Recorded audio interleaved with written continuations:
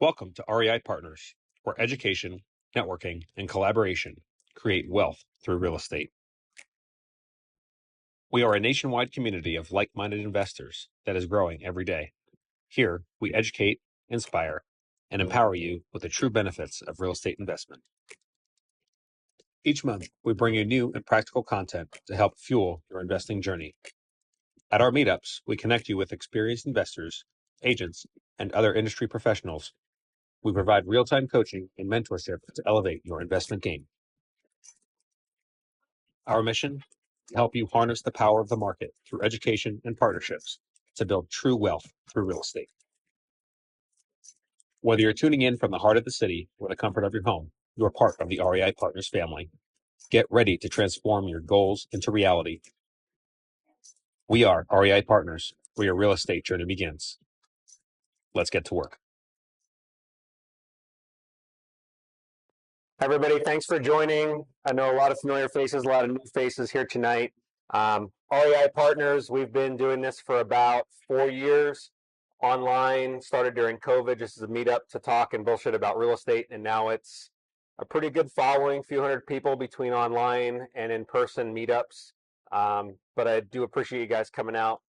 There are a few other local meetups in the area tonight, so everybody goes to the ones that they find to be appropriate to their interests. But just so you guys know, a little bit of housekeeping here.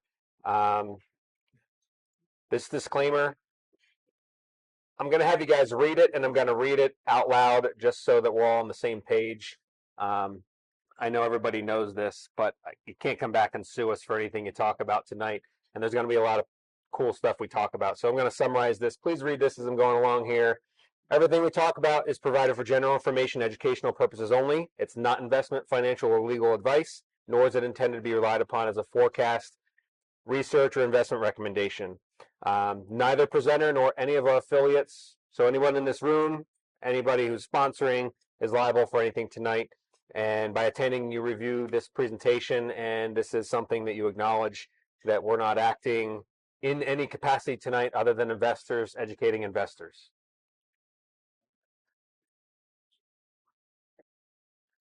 Housekeeping, bathrooms over there, fire, go where the red lights are. If you have a phone call, leave, take the phone call and come back. If at any point you have a conversation and you'd like to ask a question, I'm going to give you the microphone, we'll do that. And if you don't have a question, just please hold it till we get to a pause and we can talk about it then. The meeting's being recorded, obviously, so please keep your responses PG or PG-13 at least. REI Partners, again, we're on YouTube, Apple, Spotify, there's stuff there. This is a quote that we bring up every single time, and it's super important. Robert Kiyosaki says, single most powerful asset you have is your mind. If trained well, it can create enormous wealth. So if you don't know who Robert Kiyosaki is, find his books, read them. The guy's a genius and very powerful in real estate. I'm just going to go through this really, really quick. This is me. That's my bio. Between REI Partners, Mar-a-Lago Group of Real Estate, and investment real estate, we have a lot of things going on. I'm not going to bore you with myself tonight, but if you want to read up online. John is usually here. He's at a concert tonight with his family, which is much more important than this. So there's his bio. Richard, he's in Ohio right now. That's him. And then Matt is up top doing the cameras and editing upstairs. So you'll see him as the night goes. I want to give a quick intro to Joe from Town Settlement Group and thank him for sponsoring the evening. You want to say anything, Joe? Yeah, I don't care. Yeah, the cameras will follow you, I think. All right. Hey, guys. Joe Pipperato from Town Settlement Group. Some of you know me, some of you don't. But we are the in-house title company for not just the Mar-a-Lago Group, but also Realty One Group Supreme, based in Allentown. They have offices in Quakertown and Doylestown. We are branching out. We're growing. Seems like day over day, we seem to be growing as a title company. We currently have 2 employees, but as we grow, we're going to hopefully gain more. We handle every type of real estate transaction, from commercial to residential to investment properties. We just did one not long ago for CJ where it was multiple investment properties all in the same transaction. And like I said, we're the in-house title company, so we handle it all. So I know that some people, I'll finish with this, but I know some people from different areas, they have different expectations of what the title company does and what the responsibilities are of the title company. We handle everything from very beginning to very end. We're the escrow company, we're the title company, we're the recorders, title searchers, all of that stuff. So for all of your title needs, give me a call. So it would be a pleasure to hear from you.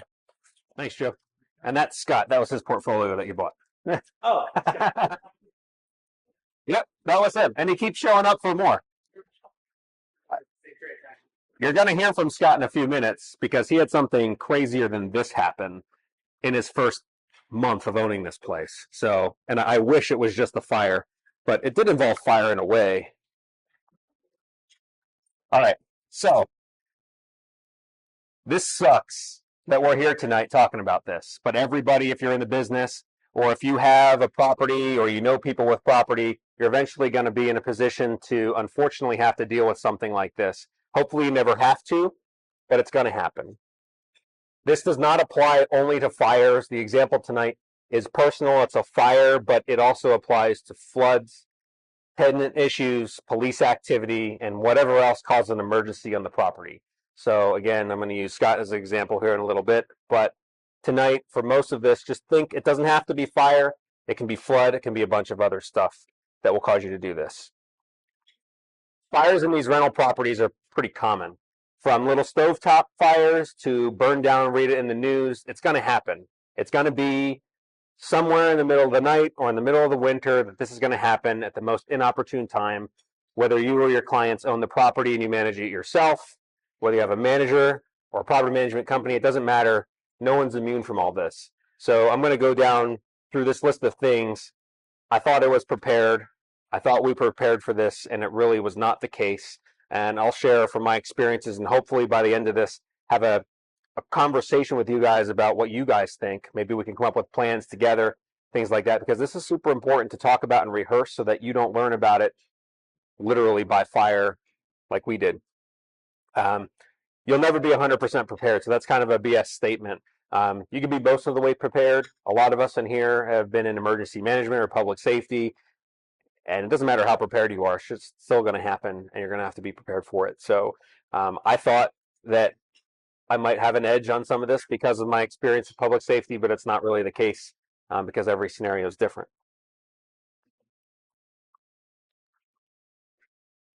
So this is the cardinal rule with everything. It doesn't matter what's happening, how bad it is, how bad it looks. You have to stay calm. It's going to be over the top. It's going to be very stressful for you and everybody else around. It does nobody any good to be running around like crazy, which you probably will be. You're going to be panicking. Your heart's going to be pumping out your chest. The first thing I saw this night or this day, I was expecting to see the black header coming from the town as I'm driving down there. Thank God it was out before that point. But that pit in your stomach, that feeling something's happening is never going to go away. And it's in the back of your mind every night, like, is everything okay? So stay calm. That's the first step. This is just over a month ago.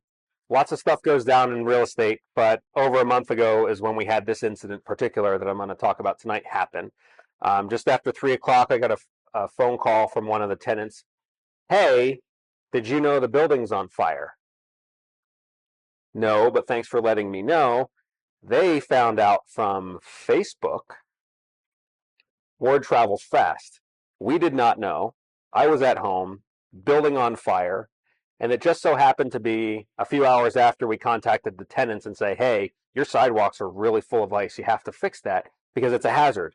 Your lease says keep the sidewalks clear. You have 24 hours or it'll be addressed accordingly. And shortly thereafter, the fire started. Everybody's immediate reaction is to panic. Unless you're just so chill all the time that nothing bothers you, and there are some people like that in this room, good for you, but something like this might not have you acting that way. Everybody's going to be shocked and panicked. The worst thing you could do is nothing. When I got there this day, fire trucks everywhere. They had hoses strung out. There was smoke still coming out of the windows. You could hear the police officers chattering, the radios, all that stuff, which to me was something that I did for 20 years. You know, that's how I met my family. We all ran on the ambulance together. I met my wife on the ambulance. we're very public safety oriented. CJ, he's an emergency manager. Like, this is stuff you train for to just chill out and plan ahead. But when it's your own building or your own stuff, it kind of weighs you out a little bit. So I walk up and I see these firefighters and I start recognizing them all because this is close by and they're all people that we served with. And none of them knew that we own this building because we're not really big about telling people. I mean, if you gloat about it, it's not really a point. But here, there's chaos everywhere. Tenants are standing outside. They're confused. Some of the tenants weren't even home. By the time I got there, one of the tenants was actually transported to the hospital already by ambulance. She had inhalation burns. The fire unit was the unit where she lived. So she was out. She was in the ambulance and already on the way to the hospital. Her family was still there, but the other tenants, the one guy was still shoveling snow. He could really care less that the building was on fire. I even called him and said, "Hey, is the building on fire?" And he said, "Yes, fire department's here."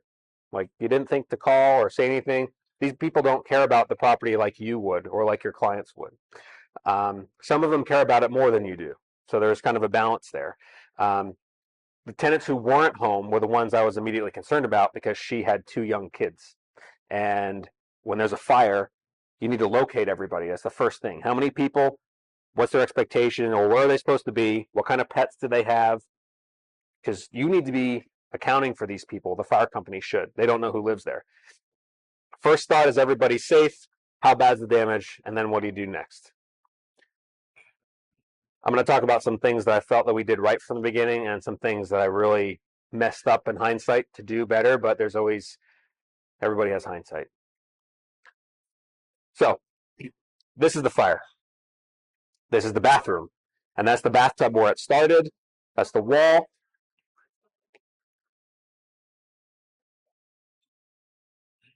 Get ready for it.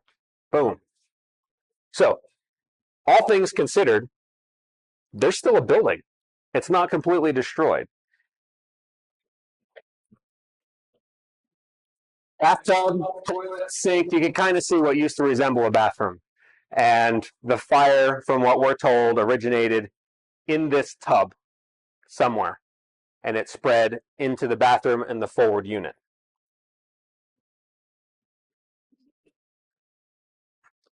Less than a week before the fire, our contractors put in a toilet.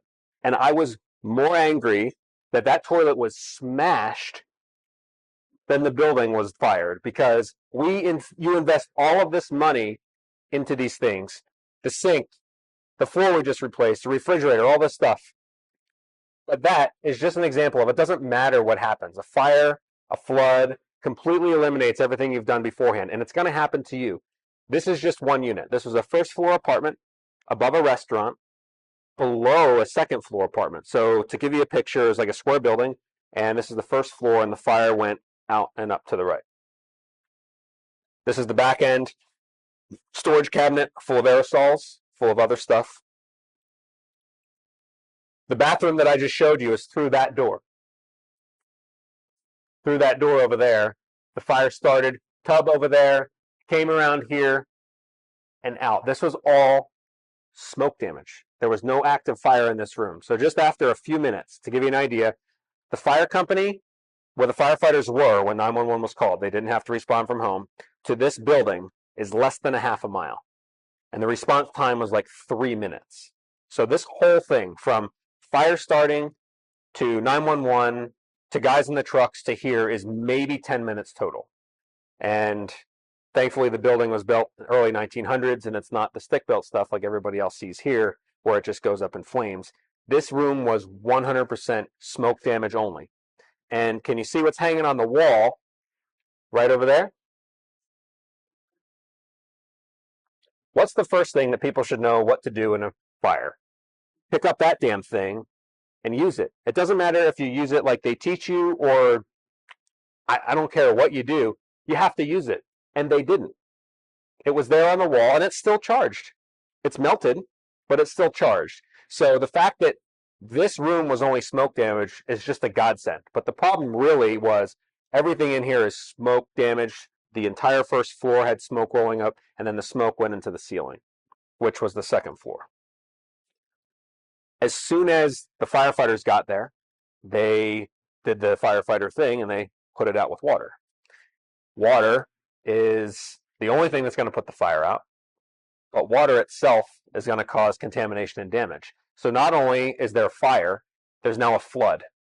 The fire burned through PEX piping in the wall, so now the water main was spouting out into the unit and flooding down. This was the first floor restaurant.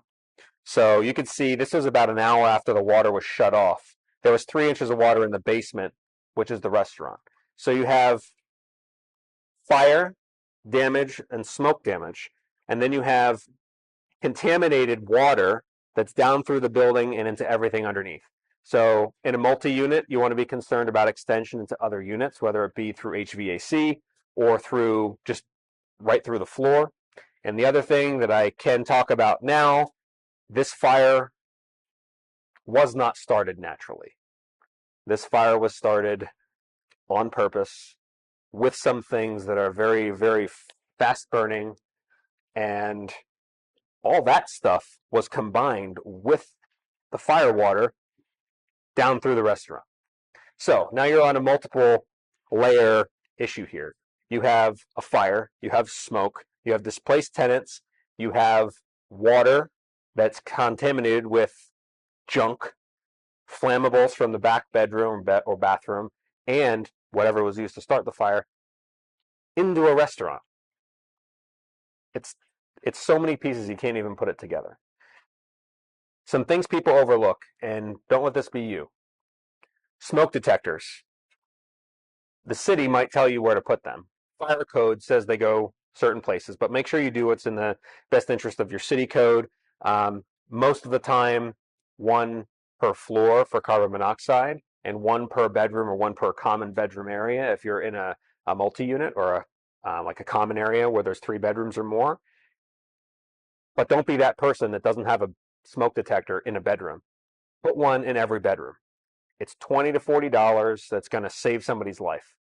And as a landlord and as people working with landlords, your liability is everything. So smoke detector, get them in there, get the 10-year battery operated ones that they can't even turn off, replace them every 5 years and keep a log of it. Smoke detectors are absolutely required. Carbon monoxide, same thing. If there's combustibles, gas, oil, you absolutely have to have these things. But even though they're not, if you don't have those type of things, you want to have them anyway. So fire extinguishers, again, they're on the wall, but people don't know they exist. So a fire extinguisher is pointless. You have to educate your tenants. As soon as they move in, they should have a checklist. This is what you do. This is how you use the fire extinguisher. This is where the water shutoff valve is. This is where everything is for this property. And if you're not doing it, make sure the other people are doing it. Fire extinguishers should be in the kitchen or in a common area and pointed to and shown how to be used, because that's where the fire is most likely to start, is in the kitchen area. If there's fire-resistant materials like wood paneling, that goes up a lot faster than drywall. And if you have something like plaster and lath, that takes a lot longer to burn than something like drywall. Garages have, depending on when they were built, have this seal of fire-rated drywall in them. So figure out your property and if there's any improvements you can make. Doors are also huge. Doors being open at night allow fire to spread quickly. Doors being closed allow fire to be sealed off. But if it's a steel door, it's not going to burn through. If it's a wooden pocket door, it's like it doesn't even exist. So just know what you're doing. If the windows are broken, it's going to act as a flue. It's just going to be air to feed the fire. And that's what happens when the fire company gets there. They kick down the door, they smash out the windows, and they just start pushing water into the places where the fire is sourcing. Anybody here have experience in public safety or firefighting? Yeah, you guys do? Oh, awesome. So you get it. It's not always how quickly can you get it out, because if you open a window or a door on that end of the building, the fire could flash and follow. So these guys were thankfully on it and got it within just a few minutes, and it didn't cause any more damage. But don't be quick to break out windows if you don't have to. Clutter. This was huge. The fire unit in this instance was borderline hoarding. and it was noted numerous times that in writing and upon lease renewal, and even notes from the city, your unit is unsafe, it's too much clutter, it's a fire hazard. Well, guess what the fire company had to do to put this out? They literally had to throw tables, throw couches to get to this room to put out the fire. Don't let that be you guys or whoever you're working with. And tenant education. Do they know what to do? Do you have an emergency plan? And I'm not talking like a step-by-step emergency plan. Tenants don't care about this. And if it's your house, you should have an emergency plan too. Your kids in school are all taught how to meet at a fireplace. If there's a fire in the house, where do you go? If you don't do this, it's really on the tenants to be smart adults to help fix something in an emergency. And we all know how possible that is. People don't always do the right things in an emergency.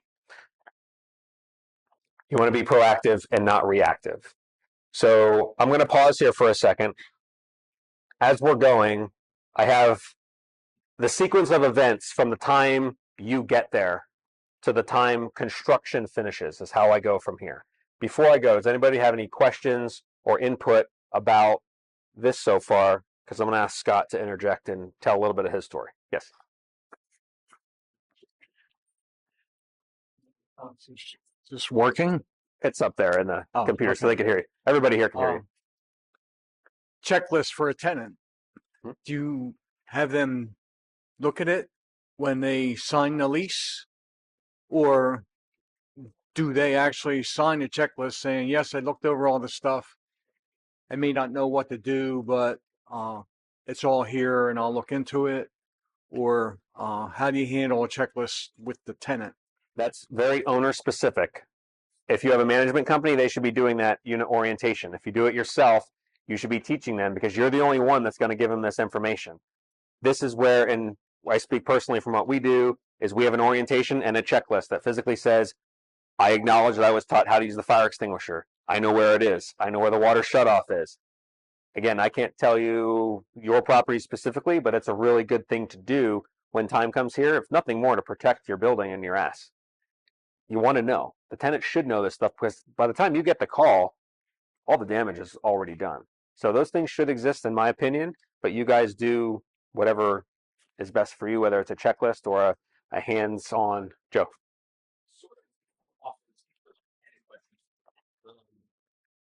Do you ever have, like, I guess a checklist is a place to start, but are you able to actually like write up waivers for tenants to sign off on things like that, saying that, if you're signing off on this, then the landlord accepts no responsibility for your negligence or something along those lines? Everybody here, Joe? I'm not an attorney. Right. That's my answer. You're not allowed to use it. But yeah, that's right. I'm not. You say that all the time to me. You can make anybody sign anything, but it's not going to make your building not burn down. Yeah, sure. So do we have disclosures more so than you should?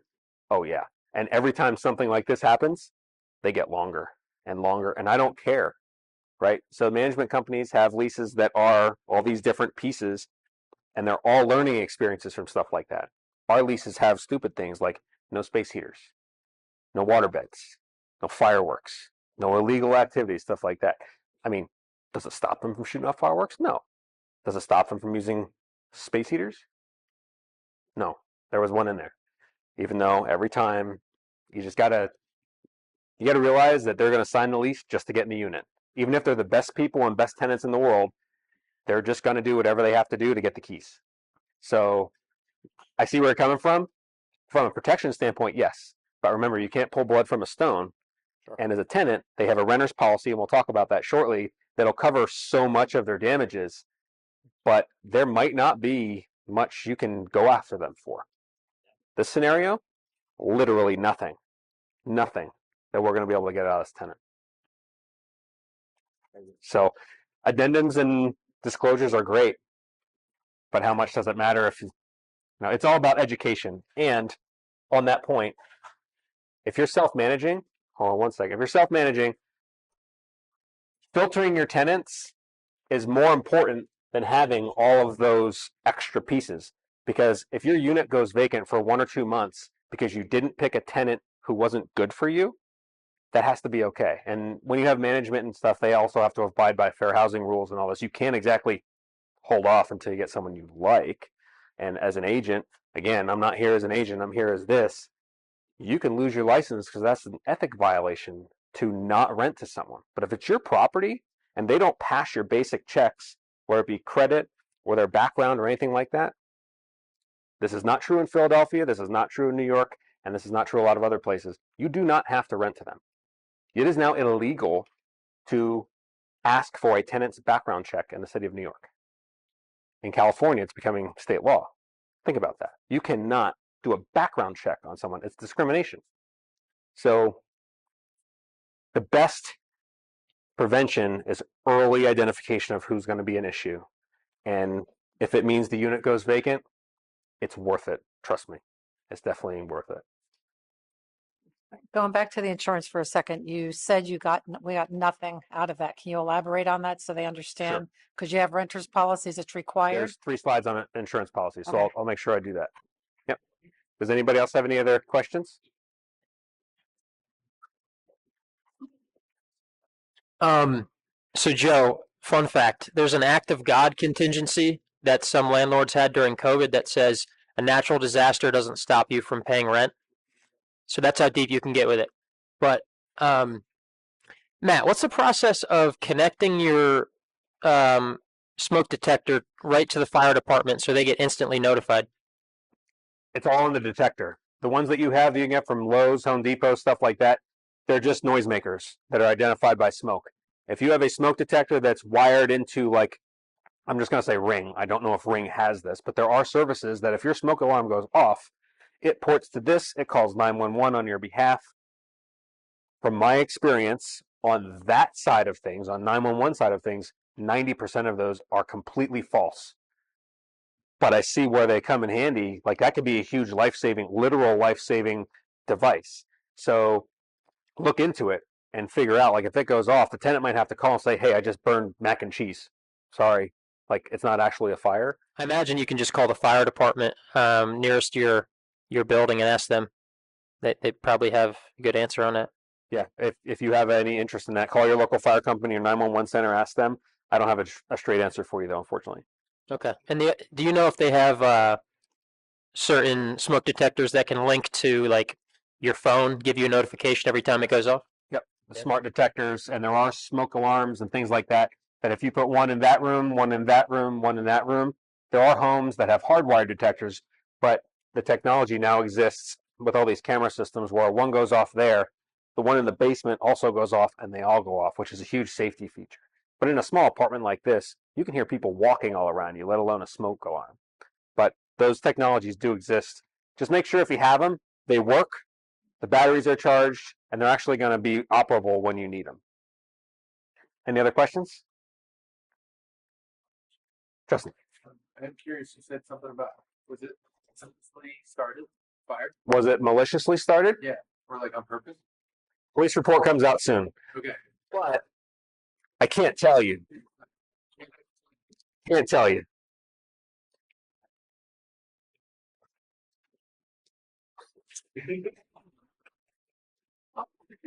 In- Intent has a lot of pieces, but when video matches writing, matches all this other stuff, intent's pretty damn clear. But unfortunately, with something like this, it doesn't matter if it's clear. It has to be undeniable through samples and testing.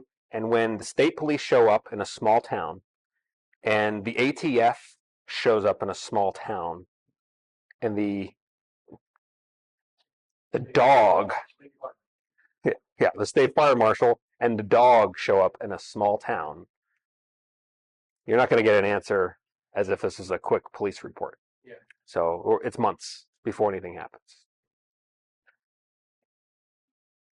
So your tenants are your first line of defense, and this is where you really look at your opportunity to cause or to curb problems lies with the people that are living there. Unless you're constantly monitoring everything, you can't be a micromanaging landlord. There's no way it's ever going to be scalable for you or your clients. Careless cooking and smoking indoors is the biggest thing. Whether you have a fire on a stove and walk away from it, or they flick a cigarette, it's unbelievable how much little stuff like this starts by accident. Blocking exits, disabling smoke alarms. This is huge. They will take smoke alarms off, wrap them in a plastic bag or cellophane, and put them back. Either they're cooking and it's not dinner, or they just don't want this going off. They'll take the smoke alarms off and put them down somewhere, and you go in for your inspection and the battery's off. You fix that in 3 hours, you're getting evicted. Period. You have to be that way, because if something happens and they die or they get hurt, and that is on the floor opened up, it has to be monitored. But you can't babysit these people.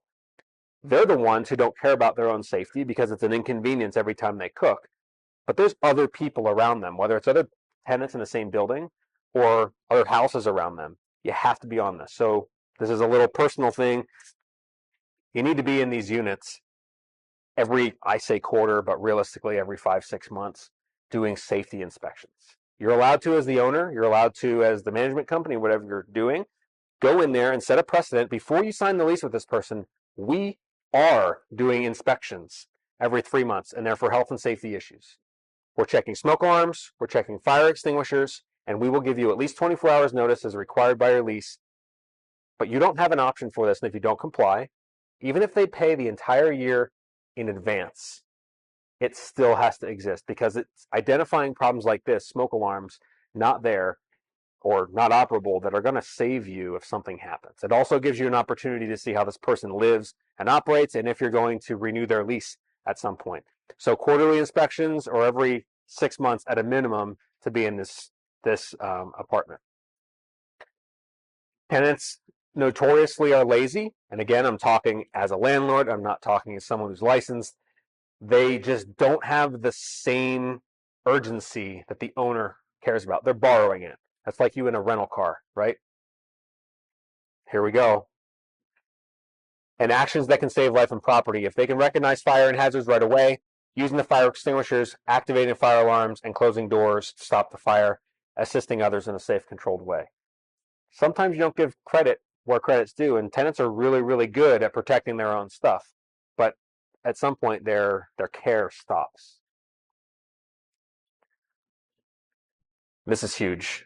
The first 60 seconds, whoop, the Zoom call keeps dropping. Tenants' choices in the first 60 seconds are going to save your building. Whether they're home, whether they're not home, if you have sprinkler systems, whether you don't, the first 60 seconds are going to determine the outcome. Can somebody just let me know when it's back up?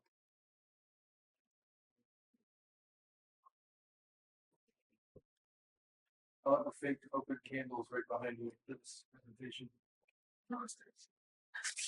Sorry. That was good. I didn't even notice that. Hang on.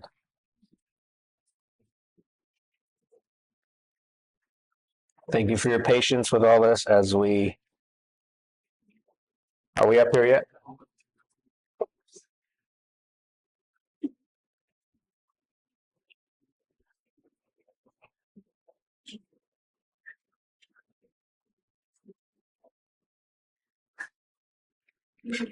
Ah, there we go. Can you guys see this now? Yep. First 30 seconds. Stay calm. Call 911. Evacuate the tenants. Do not allow access. This is something that I learned.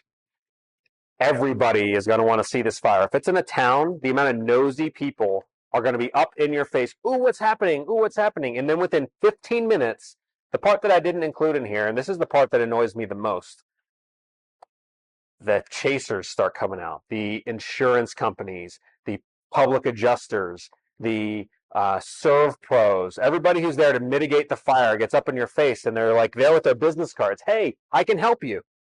To someone who doesn't have anything else going on that day, that might be, hey, cool, let's talk. But to someone who's in the middle of their building burning down, that's stressful as all hell.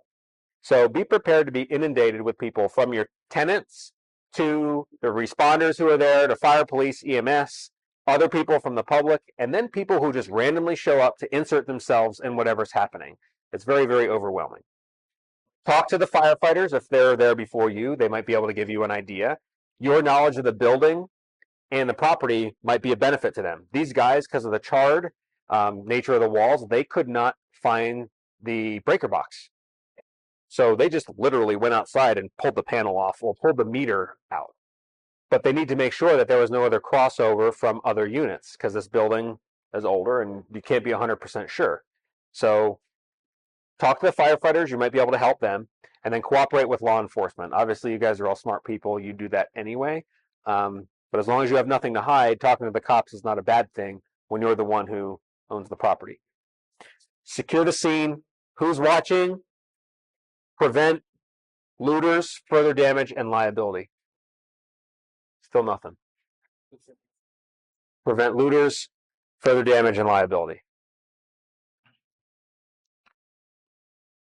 So this is the picture of 4 of the 6 electric meters in the building that night.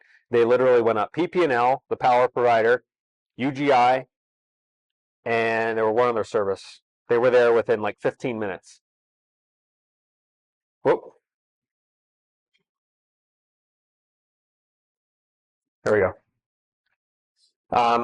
When there's a fire, there's a system that happens at 911, and it goes fire department, EMS, and then they start contacting people. Hey, call PP&L to disconnect the power. Call UGI to disconnect the gas. Because the last thing you want at a fire or a plumbing issue is to have the electricity keep running or the plumbing to keep flowing. So they turn it off. They literally showed up and pulled the meters off the side of the building so that no more electricity could go in. And then as they determined that there were units that could stay, the meters will remain. So there's 5 units in this building.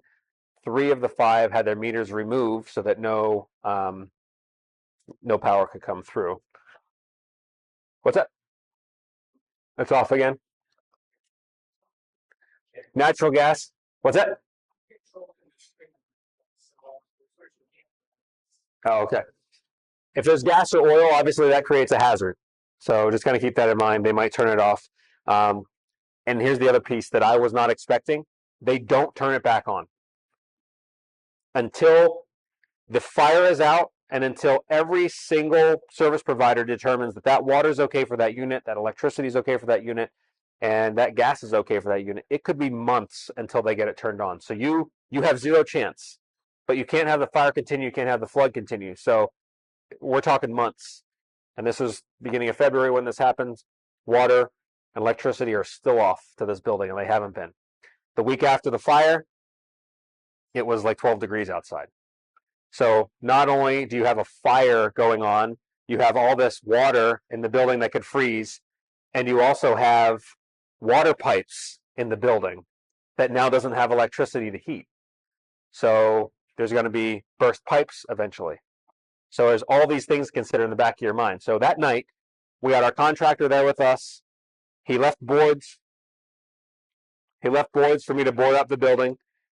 And we drained the water from the entire half of the building, from the 4th floor all the way down to the basement. Because if the water heater freezes, it's just going to crack and leak when you fill it up. All the water lines, same thing. So just keep that in the back of your mind.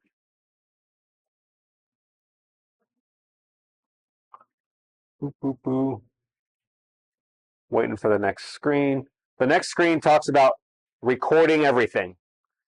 Recording everything is really for you and for your record keeping. Because if you don't have pictures and you don't have a log of what happened, it's coming. It'll load in a second. You're not going to be able to prove anything to your insurance company or to people that you work with or to the tenants. Take your own pictures, but have tenants take pictures as well. So when you're walking through, it doesn't matter who's there, it's your building. You have 100% control over the scene and over the property, regardless. Take pictures, take videos, save them, export them off of your phone, get them out of there to a Google Drive, anything you have to do to keep a record. I took a few hundred pictures that night and created a file because we just didn't know when we were going to need to look back on it. Little stuff like, hey, where was this in that unit? Or what did this look like? So keep records of stuff like this. Have your tenants do the same. If there's cameras anywhere, Police will find them. The police have Ring camera footage from this night that helped us dramatically in figuring out how the fire started. Okay, so if your tenants have them, they're entitled to have that if you allow it in your lease. Your common area video footage, if you have some, that can be super helpful in the grand scheme of things. But it disappears over time. So right away, before you forget, go right to the tenants, get the footage, store it, download it, get it off your phone, and put it on a safe area. The insurance company is going to want it. The police might want it. You are going to want it for your own well-being, for your own files. Just keep it. Police also have helmets, body cams, things like that. So you can see right in the beginning, you're entitled to those things through Freedom of Information if they have them to get those type of videos to you. There are some things that you will not get, and that's the fire department or the police department specific pictures or investigations. Even when it's finished, we will not see a copy of the actual investigation report unless charges are filed and they're convicted and yada, yada, yada, and then you get a summary. So the last piece is something that not many people talk about, and it's really the last thing you think about, is a running document. While it's fresh in your head, pull open your phone, get out your notepad, and just, if you have to voice text or whatever, this is what I saw, this is what I remember as much as you can. This is who I talked to, and just close your phone. And then next time, add to it, and just data dump everything you can, because a week from then, you might not remember everything as if it were there. It's just going to go, go, go, go, go. So our thing for this is probably 10 pages long right now of, on this day I did this, I talked to these people, and this is what happened. So keep a running log, and the easiest is right on your phone. Everybody has it in your pocket, and then just refine it as you go.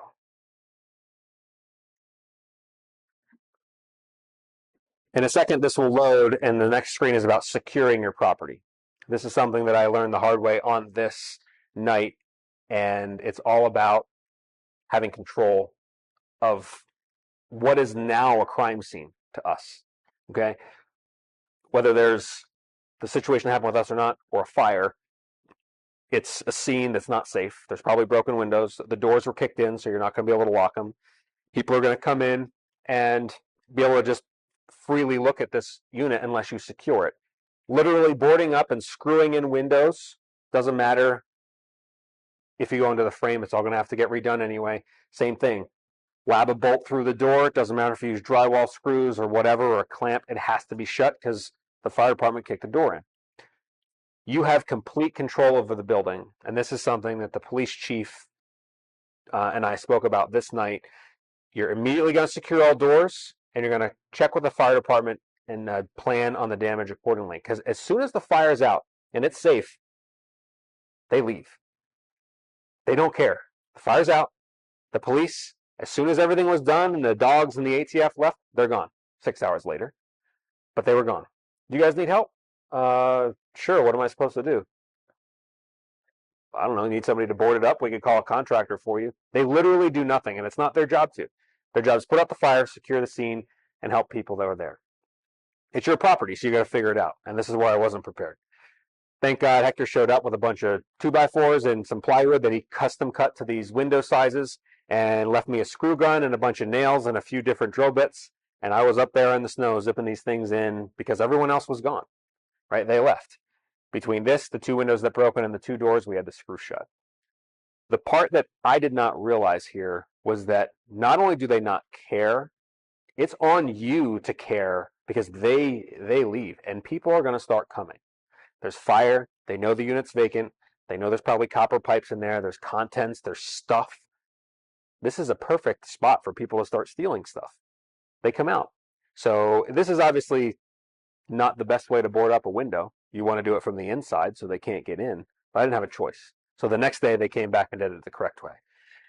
I didn't have a printer and my paper there that night, but this is a no trespassing sign that I made because of the nature of what happened. It wasn't just a no trespassing sign.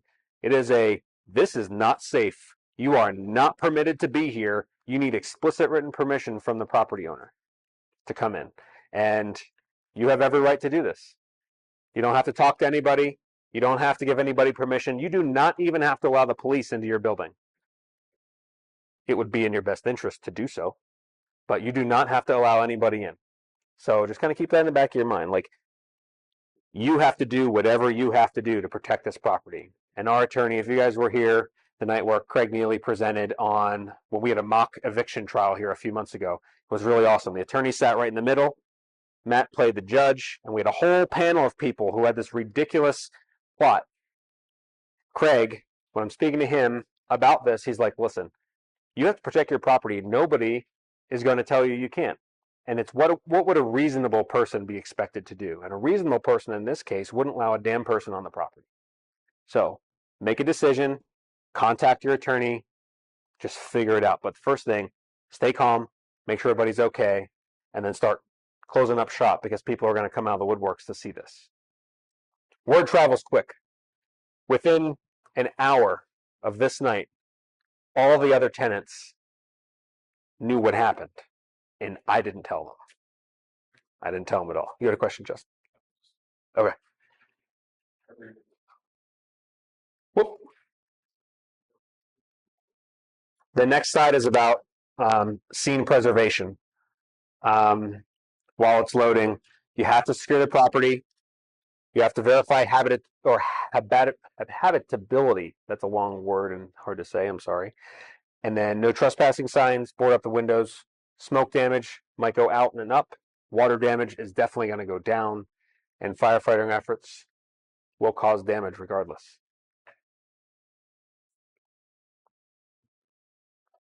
This is something that I learned that night that I wish I had in the head beforehand. In order to gain access to a property, and this is right from the Pennsylvania Association of Realtors lease, and it should be in all of your leases. It doesn't have to be written just like this. In order for you to gain access to the property, and by access they mean going into a scene, whether it's, in this case, a crime scene, a fire scene, into an apartment that's locked, in Pennsylvania, you must give the tenant 24 hours notice. Unless written into their lease that it's less than that, but it's probably not going to hold up in court if you do less than 24 hours. Section C of this, I'm not sure if you could read it. In emergencies, landlord may enter the property without notice. If tenant is not present, landlord will notify them who was there within 24 hours if not specified. Showing is not considered an emergency. At the point where they put the yellow tape around the building and no one was allowed in because of the nature of what happened, they wouldn't allow anybody in the building until the district attorney said, you can go in, you now have a warrant, you can get into this property. Because the police obviously couldn't even go in because there were people coming in from out of town who were going to trump and take over the investigation. In this case, it doesn't matter what happens. If you own the property and you have a lease that says you can go in an emergency with threat to life or property, which this was both, you could literally walk through that tape and you can go into your building. And as soon as I said that to the police chief that night, who wouldn't let me in, he's like, you know what, you're right. I emailed a copy of this lease. I emailed him a copy of the tenant's renter's policy. And within seconds, we were in the property. So if you have this clause in your lease, and everyone does, it's a standard verbatim clause in here, this is an emergency. And it doesn't matter what's there. You can go into your property. In Scott's case, and I'm going to let him talk now, Scott wouldn't want to go into his property. And you're going to learn something pretty cool here in a second. Tell us your story. Sure. I don't think it's as crazy as yours, to be honest. Yours is still ongoing. So yeah, I got a couple properties through CJ, Matt, all these guys, Joe. And 8 days into me owning them, the one unit was vacant, and I went in there to fix it up. I was there that morning, like ripping out, I don't know, carpets, and I was changing out one of the locks next door, the adjacent unit, and there was a kid that wasn't a tenant. It was one of his, I think it was his nephew's friend. I don't even know. I started like yelling at me, like, "Hey man, you're not allowed to change the locks. That's a security issue." I'm like, I thought I was a property owner, not the owner or property manager. And he's like, "I changed the locks on the last property manager. You're not allowed to do that." I'm like, the owner's telling me I have to do this. I'm doing this. He's like, "Whatever." So I take the doorknobs back to the other spot where I was fixing up the unit. And he comes running over there. He's like, "Give me my doorknobs back." I'm like, "This is going to be an issue." So I called you about the kid. This is completely separate. I'm like, what do I do about this kid? He's like, "You just got it's a separate store." And so that night when I go home, I get a call from the tenant on the other side. He's like, "Hey Scott, I thought you should know I just got evacuated by the SWAT team." was like, what? He's like, yeah. So apparently there was a kid in one of the units. I'm not going to say what he said to actually get the cops called there. It's kind of pretty bad. But he was on drugs. He was on meth, and said some terrible things when he called the cops. They came out. They knocked on the door, and he said, "If you come in, I'm going to shoot." So they called the SWAT team. SWAT team came out and surrounded the building, got all the other tenants out. And I almost wish he didn't tell me because I was stressing the whole night, making sure everybody was safe. Um, and I called the Jim Thorpe police bureau. I'm like, what do I do in this situation? Like, I don't know what to do. I barely know what to do on property at this point.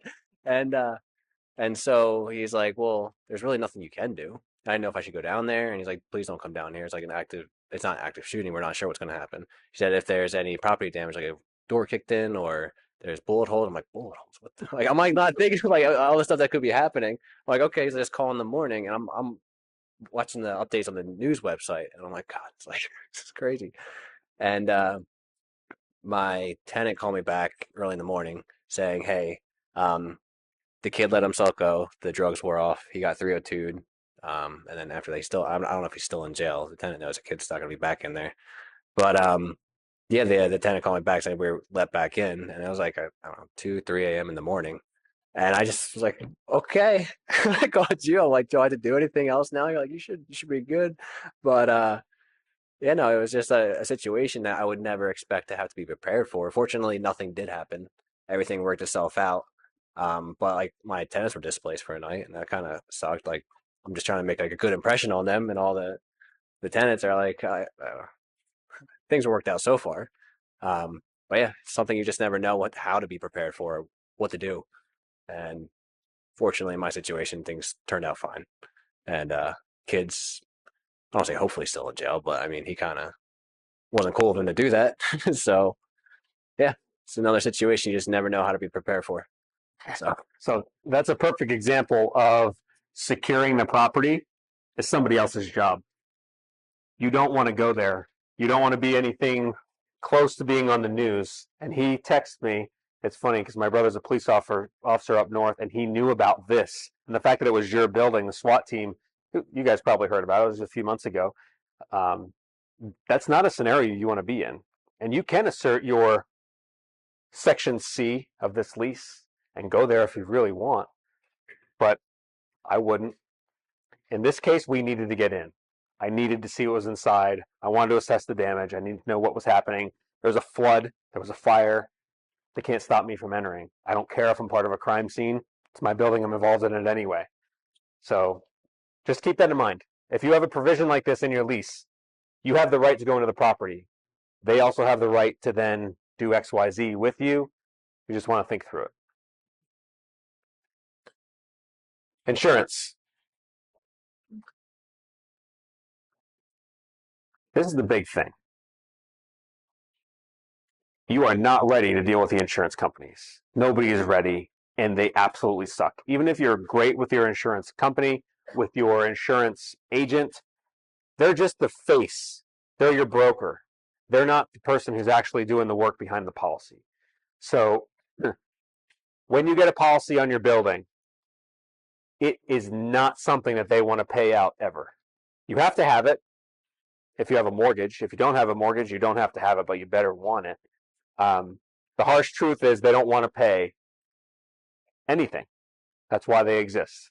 And I'm sure everybody in here is kind of on the same page that insurance companies in the business of making money, not shelling out money when needed. It's not just buildings, it's cars, it's health insurance. We all have stories and issues with that. So what I learned with insurance on this, keep an email log and a call log, same thing in your running document. Take photos and videos before, during, and after. And if you have a very complex scenario, and this is something we have chosen not to do with this one, but it's something in hindsight I might have, contact an adjuster or a public adjuster. So a private adjuster and a public adjuster are very different.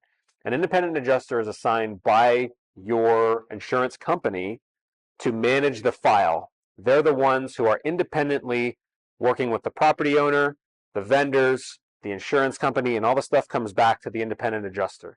Their job is to make sure the contractors aren't taking advantage of the insurance company. They're making sure the insurance company isn't saying to the owner, it's all of that. But they work for themselves and the insurance company. They don't work for you. A public adjuster is someone who you can hire, and they're the sharks that will work on your behalf for a very nice fee, 10 to 20% of whatever the premium is at the end. But if they save you from having to do all these things, it might be worth it. You just don't know in the beginning. So I'll talk more about that in a second. How long it really takes to get your check? You might never see a check. If you have a claim that's covered, that might go into an account and might go right to your contractor who fixed it, and then you get nothing. It might go into the account, the contractor uses 80% of it, and you keep the difference. But that probably means that that 20% you got somewhere should have been allocated for something. Some people fix things to the bare minimum and take the difference. Other people fix them to the nines and they run out of money at the end. So it's all up to you how you run. They approve one pot of money and you get to take pieces, and your contractors take pieces that way. Are you underinsured? The answer is probably, but that's why insurance exists, because if you buy the premium plan across everything, the likelihood of you needing all the pieces of the premium plan is low, unless you are bound to have accidents, you have a lot of exposure. So for us, in this scenario, we found out through the grapevine that not only is this building and this policy not covered under code upgrades, and I'll explain that in a minute, but it also is replacement or actual replacement cost only. It's not future material, and I'll get that in a second.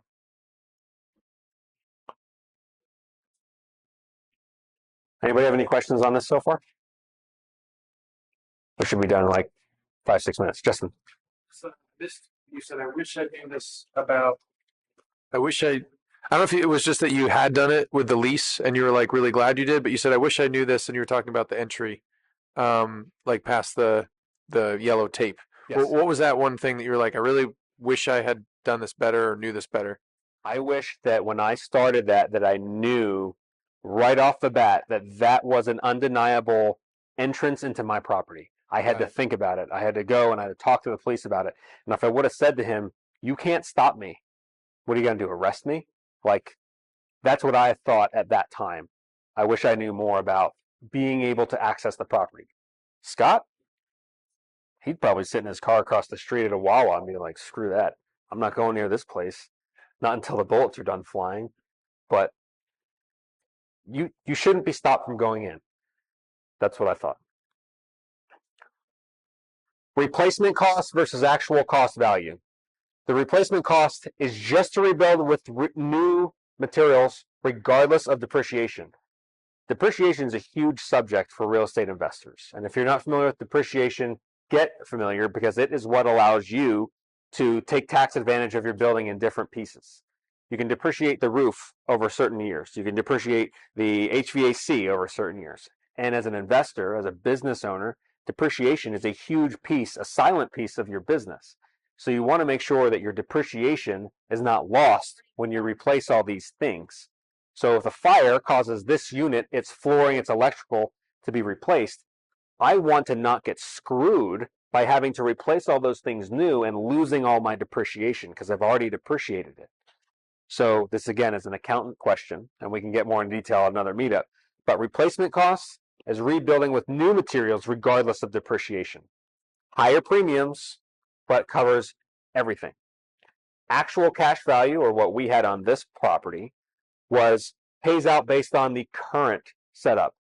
Current means ugly yellow paint. We have wood paneling walls. We have old booths. We have all these things in the restaurant. And the units were not super modern, but they were effective. The precondition is what the actual cash value is. So the total loss value of this building is around $750,000 is what it would cost to rebuild this from scratch in its existing condition. If it was new, it'd be well over $1 million, but it would be different types of property. Code upgrades with older buildings can be an issue. If you have a building that's from the 1900s, at some point it didn't have electricity at all. Then they came in, they bored a bunch of holes, put some porcelain rods through the joists and ran cables. That's knob and tube. At the time, it was the best thing ever, and it ran light bulbs and a few small outlets. It wasn't a big deal. But then when the electrical code started improving and those started burning homes down because people would start plugging vacuum cleaners and coffee cleaners and extension cords into knob and tube, building started burning down. And they have this new fancy Romex cable, which is insulated wire inside of essentially plastic that's safe. That's a new standard. But if you don't have code upgrades in your plan, but you had knob and tube wiring in a building that requires Romex, or that's the new standard, they're not going to pay to upgrade it. They'll give you the value of what was there, but you're going to have to cover the difference to get code upgrade. Again, code upgrades are very expensive. For this, I don't know that we would have purchased the building if we had code upgrade and replacement cost as part of our insurance policy. It'd be prohibitively expensive. The yearly insurance on this building, a 5-unit, is about $6,000 for this because of the commercial space. If it was just a residential, it'd be about $4,000 to $5,000 in this area. So when you're going through your policy, ask these things before you get your policy. Read through it. 112 pages is the policy for this. It's boring as hell, but you got to know what it says, because when you need it, you don't want to ask, hey, like I did, is this covered? Without the coverage, they're only going to pay for like-kind repairs. They're not going to cover upgrades.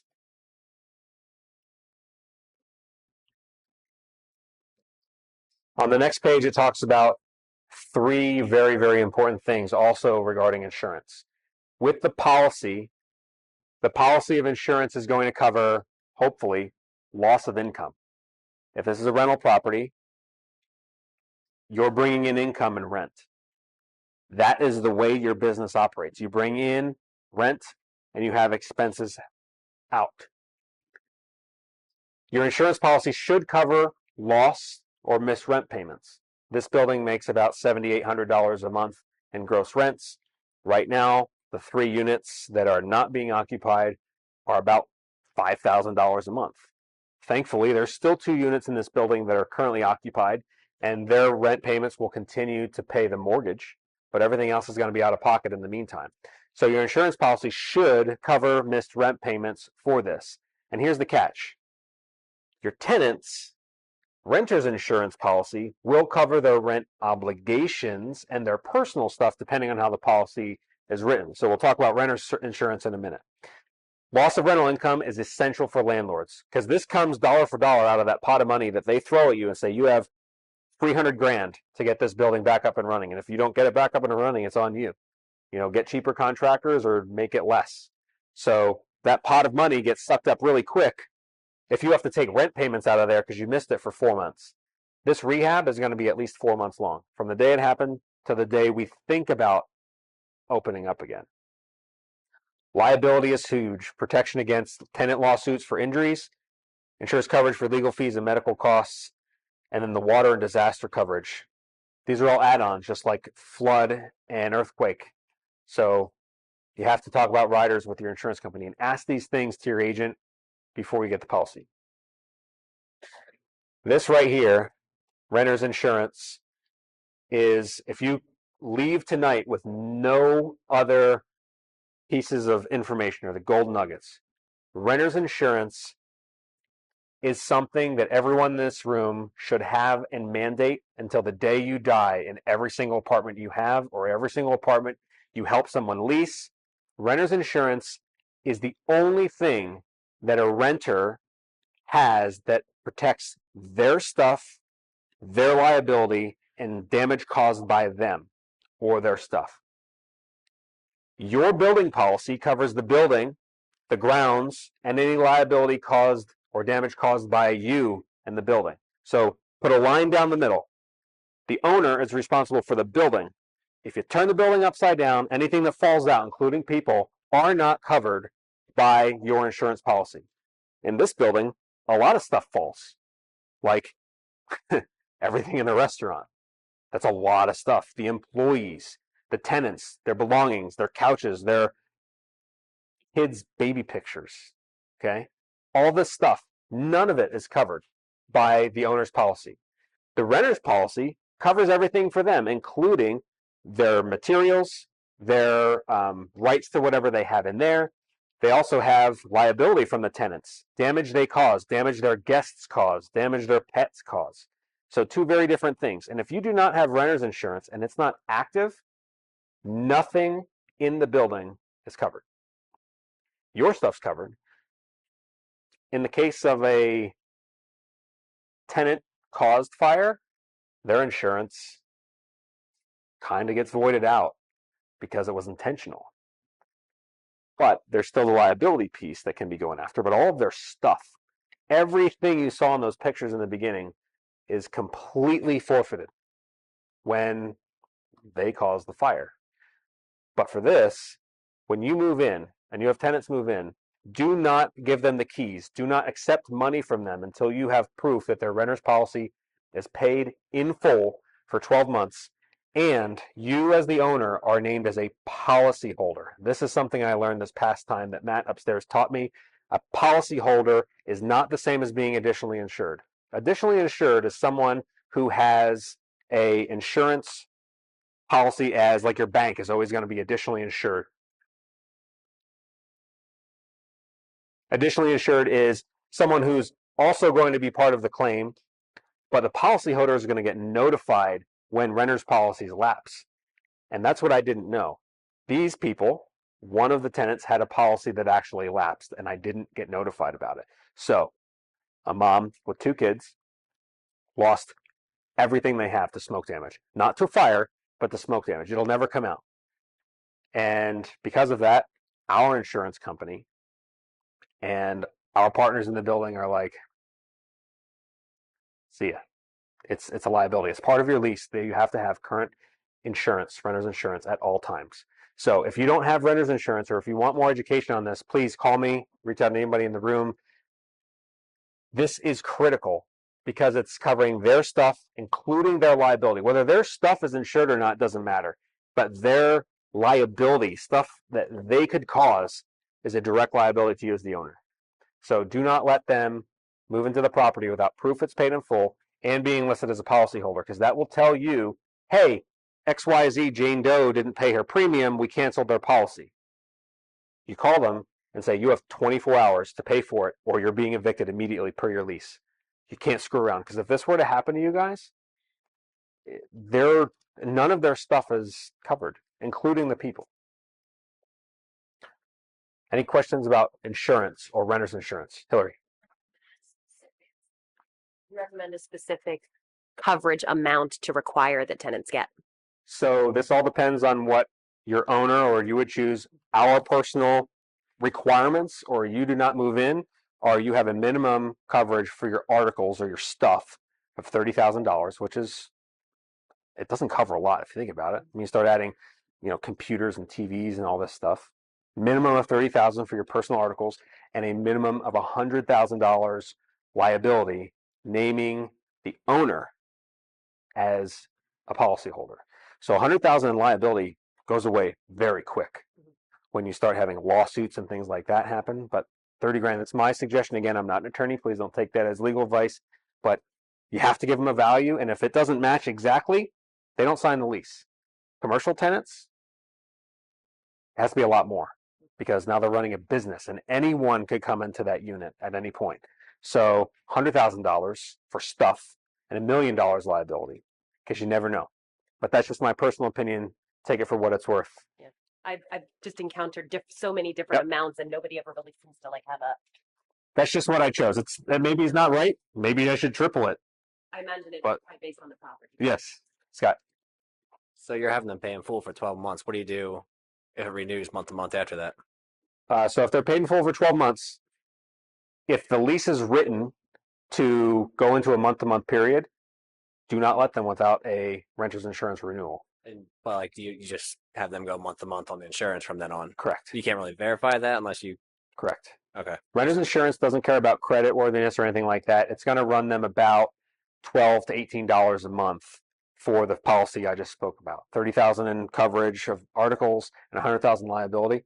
You're talking like $120 a year, maybe $130 a year. If they pay in full, great, but they're going to forget to renew it. I guarantee it. That's what I'm thinking. They will forget. So you got to remind them, hey, 60 days out, here are the terms of your new lease. Let us know in writing no later than this day if you're renewing.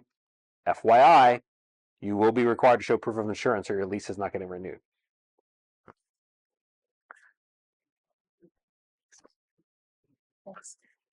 To answer your question about the amount, they can ask their agent. If they have a decent agent, they should ask their agent to help them because 30,000 is like the minimum, which is only about $125 a year for that policy. But like he was saying, depending on what you have, somebody basic, couple of kids, they got nothing but clothes and furniture versus somebody who's got a business, like their own business where they have all their stuff and equipment and everything in there. Very, very personal difference. So they should talk to their agent to find out how much. And remember, it might not be fire damage. It might be water, spray, overspray, or smoke damage. Smoke damage ruins everything. We might not be able to see or feel it, but if you have electronics, it's gonna destroy stuff. Yeah. Maybe I didn't understand this completely, but what exactly are you missing out on if the tenant doesn't get insurance? The question was, if the tenant doesn't get an insurance, what are you missing out on? The big thing for me, I could care less about their stuff. Essentially, that's what I'm asking, right? It's like The stuff doesn't matter. Yeah. The liability portion doesn't just cover in the event of a loss of the building. It covers if they have a guest over and that guest puts their friend through the wall because they got hammered, or if they trip and they fall, or their guest trips and falls and they sue you. That policy is a barrier between you and anything that tenant does. So that's the line in the sand. It's not just for when something happens in the building and you need their stuff covered. It's when something happens in the tenant's life and stuff happens to you. So that is why that is absolutely required. Liability is such a huge umbrella of what can happen. You want to make sure that you cover anything that's tenant's fault. can you negotiate with your insurance then? As far as what? As far as like a tenant did something affected my life, does your insurance come in? Yes, your insurance will be involved in pretty much everything. And if they're involved in more than one or two, they won't be involved in your life anymore. They're like, no, doesn't matter. They can terminate you. We just had a client the other day. They bought a house. Well, they're under contract for a house, and the insurance company used satellite footage of the roof to say, replace it, or we're not giving you insurance. 20-year-old house, and they have complete control of the insurance companies.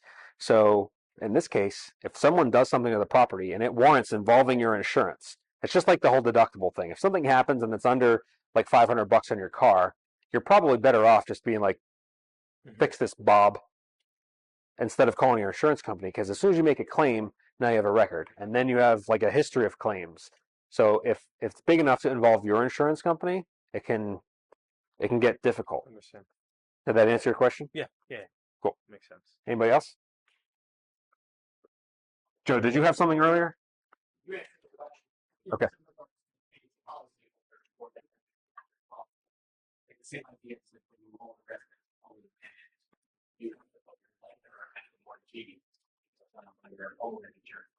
Right. I thought wrongly that being a additionally insured party was good enough. Technically, from what I'm told, it is good enough to be covered, but it's not good enough to be notified when the coverage lapses. And to me, that's more important. Like, if they're covered and they have a good policy, fine. But most tenants, many of them live month to month or paycheck to paycheck. I want to know if their policy cancels, because that's super important. Any questions on insurance? The next one's about tenant displacement. This is a creepy AI picture, but it kind of does some justice here. If they are displaced, this is their life. This is your investment. It's a huge inconvenience. It could be a liability for you, but this is their life. So try and put yourself in their shoes. These people have to go somewhere. They have to live somewhere. They have to do a bunch of stuff. And I want to thank Joe before you punch out. Thank you for sponsoring tonight. I appreciate you coming out. We'll see you around. Thank you. Not to put you on the spot, but Joe's leaving early, so.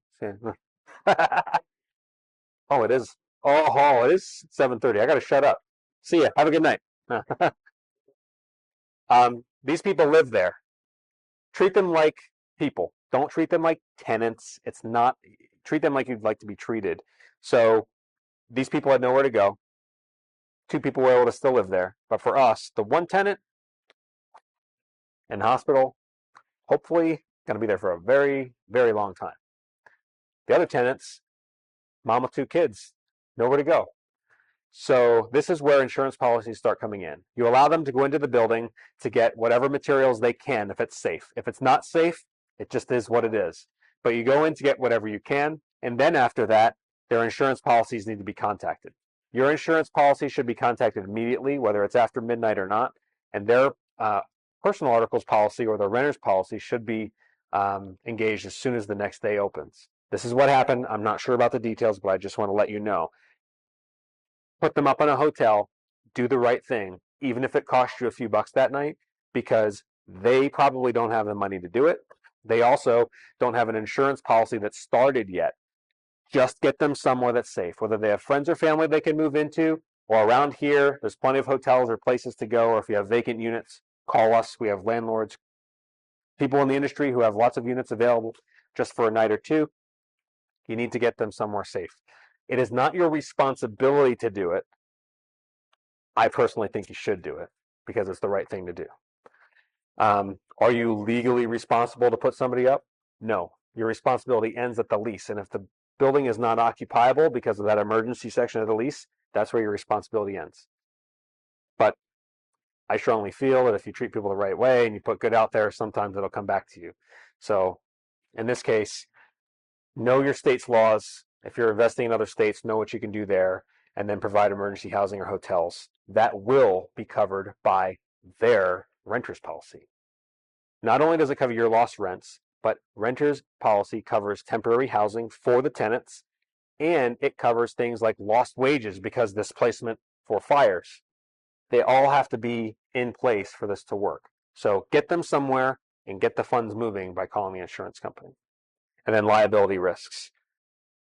You do not want to have someone get into the property and get hurt after a fire.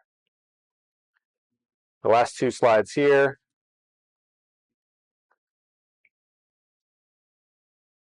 The day after, or the day of the middle of the day, call the insurance company, copies of the lease, renter's policy for every single tenant, send them over, and they're going to start file and breed the subrogation process. Subrogation is when they start going after other pieces of other people's insurance policy to make yours whole. You contact your insurance company, give them all their insurance information, and allow them to go fishing and get whatever they need. Otherwise, you'll start going crazy. This is where an adjuster helps. An independent adjuster will start pulling strings from all directions, or a private adjuster. If you employ one, they're going to do this on your behalf, so you can just have one point of contact. Most renters' policies will be void if a fire is started intentionally. Keep that in mind. And the rebuild phase, timing can be months beforehand, because not only do you have to come in to get quotes from all the contractors, you have to come in to submit quotes, be interpreted by the insurance companies, and then they fight over them. So you don't know what's going to happen. Your contractor can come in and say 100,000. This guy could come in and say 150, and they're going to be like, well, why are they different? What's the scope? Was one saying one thing and the other saying the other? You don't know. But you have to get the work moving and your time's going. I got a phone call this morning from the contractor who's mitigating the fire here, and he said, hey, bad news, dude. We started to rip down the ceiling. There's asbestos tiles. Guess what stopped? The whole damn thing, until the asbestos team comes in. And you know what that does.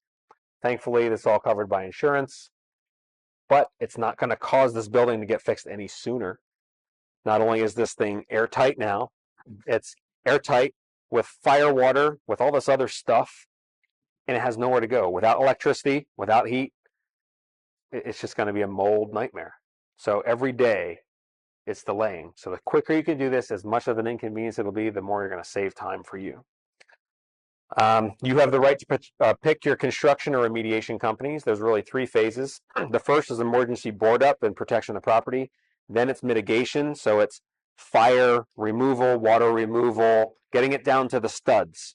They got to figure out everything that's wrong, removing it and treating it. Then it's rebuild.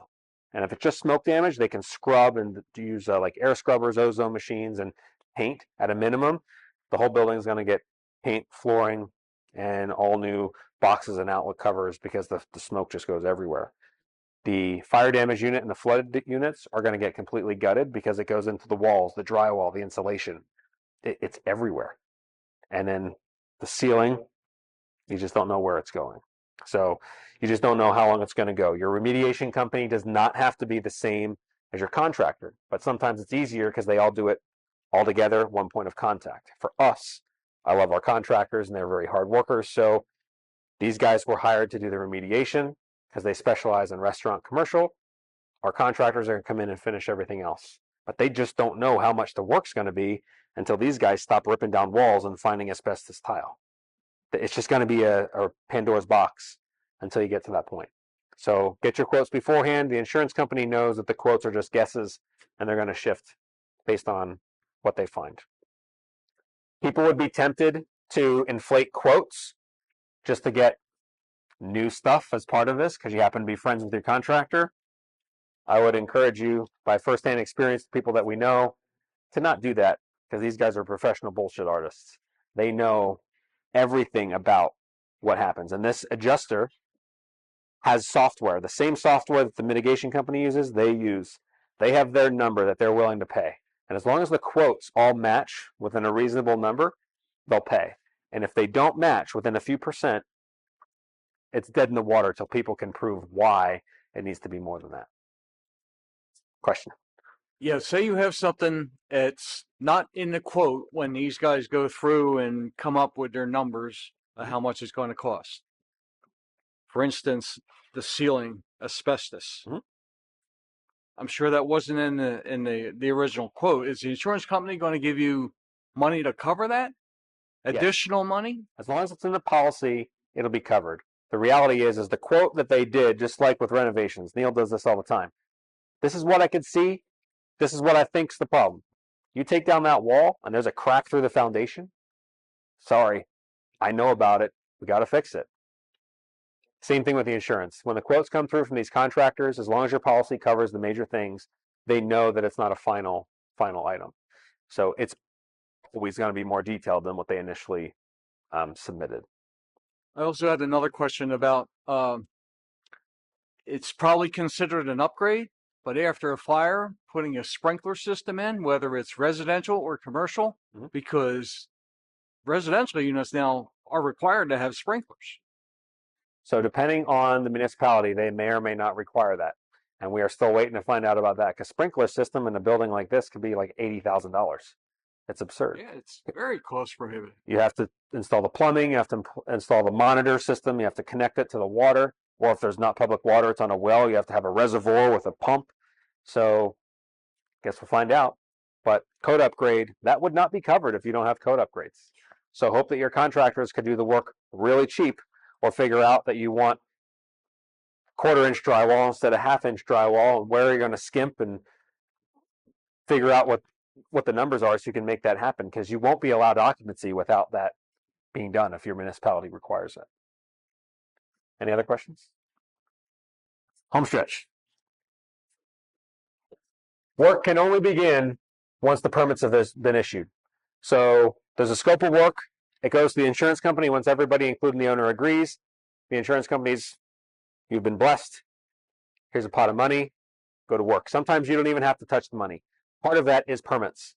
And if the permit for this is going to be every permit ever invented, probably some they haven't invented yet, have a good relationship with your municipality and your contractors because they are going to make or break your experience. Thankfully, this building and the restaurant here is heavily patronized by every local mayor, the judge for the city that's going to be persecuting here. All the firefighters, all the police officers, they're all here. And this is not going to be an issue getting permits. But there are some cities around, you know, you don't want to ask for a permit. You're going to have to sell a part of your body and bribe someone to get it. And then maybe it's weeks until they issue it. So that's another delay in the process here. Expect everyone to have eyes on the property. They are going to come out of the woodwork. They're going to look for everything. They're going to want to know everything about the property. Time's your enemy. Oh, that's coming up in a second. Timing can be a few days to a few months. And you're going to expect hiccups. We talked earlier about surprises during the demo. Asbestos, lead-based paint is another one. Any property that was built before 1978 is almost guaranteed to have lead-based paint in it. It's just a matter of how you remediate it. Knob and tube wiring, plumbing, and then lost revenue from rents. If the tenants have a business, in this case the restaurant, the tenants also lose revenue from their business That's covered by their renter's policy. But for example, this business owner is one of our best tenants ever. They're awesome. They're very attentive. They're amazing people. Their policy is capped out at this much. That has to cover all the damage to their stuff that they own, not the stuff that we own, but the stuff that they own. It has to cover the lost income to their employees, which for 4 employees, 6 days a week times 7 hours is a lot of money for 4 months. And it has to cover all the other ancillary stuff. So at the end of this, they might not have enough money to cover everything they need. So we're trying to have them do some work in the background, open up a temporary location, get some temporary work, because it's the right thing to do. But their policy might max out to the point where they might have to pay payroll with their insurance, and they might not be able to fix any of their stuff. So just make sure your policy is adequate. And then flood insurance loss, we talk about 4+ months. Whoop. Hold on one second. This slide will load in just a second, but somebody in here is going to have this happen. I hope it's not me. I hope it's not any of you, but it's going to happen eventually. If you're in this long enough, it's going to be something like this, similar in nature. Hopefully it's not bad. This, in the grand scheme of things, was very small on the what could have happened scale. If the firefighters just left and they were at home, this could have been not a good scenario.